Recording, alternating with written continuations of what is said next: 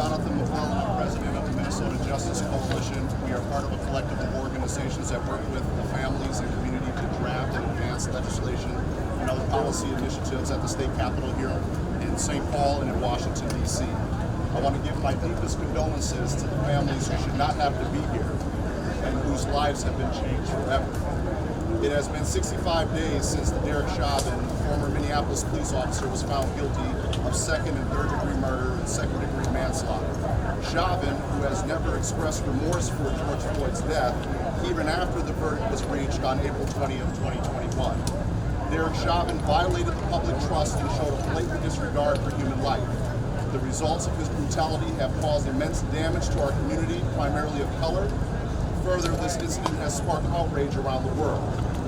We welcome the sentence of 22.5 years, but feel it did not reach far enough.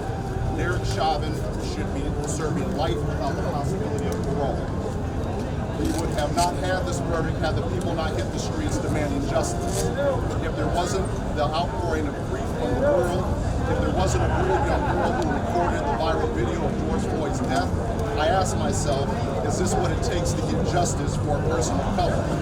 Is this really justice? Sure, we have a guilty verdict. Sure, we have a settlement. But will things actually change, not just for the present, but our future? This conviction is a drop in the bucket of what the criminal justice system owes our community. Sadly, this will be only the second time in modern Minnesota history that an officer has been sent to prison for murdering a human being on the job.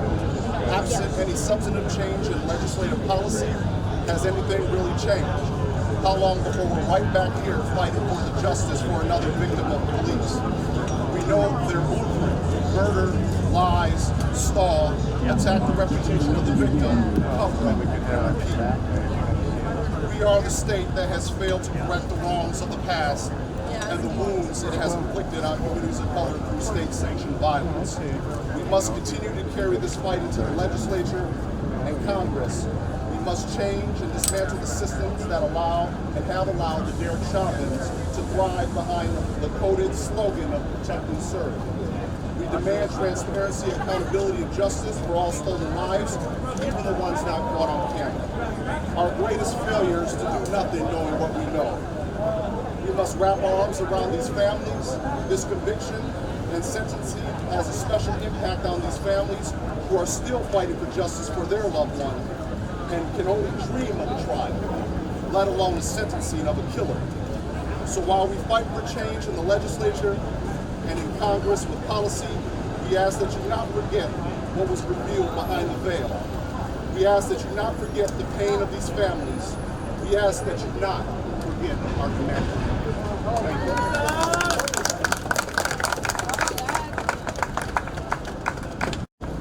When we look at history, history is recorded event of the past. His story. But have you heard our story? We as a people have been struggling for over 400 years. You hear our cries, but do you feel our pain? 50 years from now, this family will still be enduring the pain and suffering of losing a loved one. America, we are at a crossroads. We are here today to make a decision on where we go. We needed a strong verdict. This country, this nation has a long history with racism. We need to start looking deep within ourselves as a nation what direction we choose to go. Because we as a people will always keep fighting. We are not going to sit down or lay down. We're going to continue to fight for our rights. Today, I wish that we had a 40-year sentence. I wish that Chauvin was also charged with hate crimes. But that didn't happen. That did not happen, and we are really disappointed. But we also have a trial coming up in 2022 of Alexander Cain, of Tutal, of Lane, And we need to let our voices be heard. We need to be out here. I thank you all. Minnesota, Mississippi. What's your name? Good evening. My name is Deborah Watts, co-founder of the Emmett Till Legacy Foundation and a cousin of Emmett Till. Our great grandfathers were brothers, and so they have a half smile today because we're not quite done. Minnesota, Mississippi. Mississippi. Repeat after me. Mississippi. Mississippi. The past is not passed until justice is served. Because as we stand here, we cannot ignore the past because 66 years ago, Emmett Till was murdered in Money, Mississippi. The murderers were acquitted, and there's one last living accomplice that has never been charged. Mississippi. Her name is Carolyn Bryant Dunn. Carolyn Bryant Dunn. Don't forget that. Emmett's case is in the hands of the Mississippi DA, Dwayne Richardson. Dwayne Richardson. Also, it is in the hands of the federal Department of Justice as well. But I stand here today because I don't want these families to have the same 66-year journey that we have right now. So my sympathy, my condolences go out to the Floyd family and all these families that are behind it. We need justice. If you want to talk about reconciliation, spell Justice to me and to all of us. Okay? So the past is not past until justice is served. I am not here for white guilt. I am not here for listening to Kumbaya. I'm here to make a difference.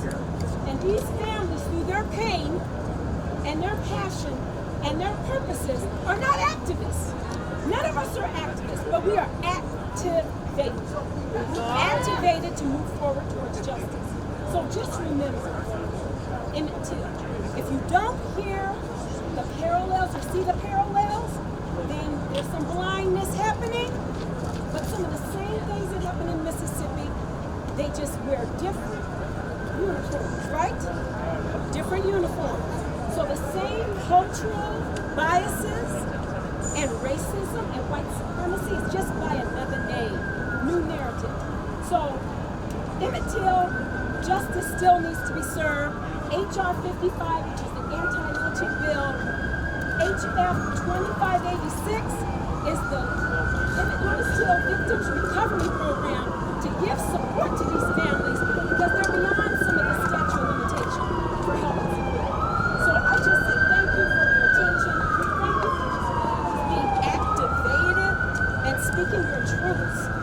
So the past is not past until justice is served. Thank you.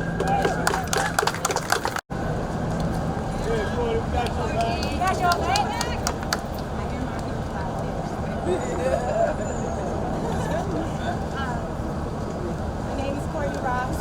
I'm the fiance of George Floyd. Honor and in heaven, we will always be honored in our life. I want to say one thing today.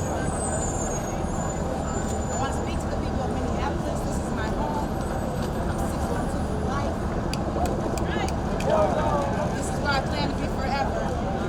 I'm not calling for an evening of peace, but I am calling for an evening of non-violence. If you are using Floyd's name in any way to promote that, that is not what he was about. You knew him, he was about peace, love, and kindness and goodness. If he saw anything going on that caused violence, hurting someone, he would take his 6-foot-long arms out and try and stop them and then pray with them to make sure that they can go on with a better day and not act out in the devil's way. So again, I pray, Minneapolis, that we have a non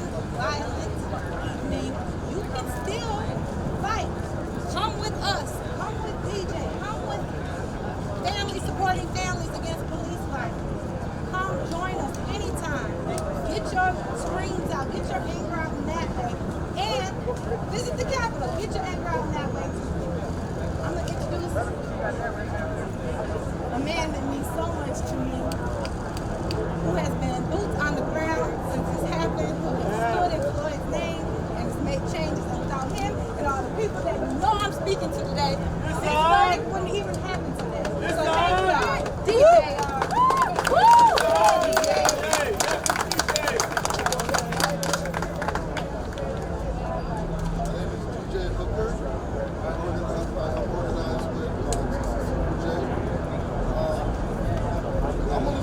Unfortunate day. It's a day that shows that white tears still outweigh justice. It's a day where the government continues to reaffirm white supremacy. People can go to jail for selling drugs in the state where for 30 to 40 years. In other states where it's legal, and he got 22 and a half years. We have not seen any change on the local level with the city council giving more money to these killer cops. We haven't seen any change at the state level with the Senate playing games all session and continuing to play games during this special session. And at the federal level, where they prioritize, or instead of prioritizing stopping the genocide that's happening here in America, the black and native bodies, they'd rather help run another genocide around the world against the Palestinians. I have a question for y'all today. What does change look like? Does the Law E, does that look like change? It's on! Does change look like Dante Wright? Does change look like Winston Smith? It's on! No! Is that what justice is about? No! I expect people to stay out in these streets and to stay activated, and we still got 3 more to go, and we still should turn this verdict over, and we should get more years. So, all power to the people. Got your back.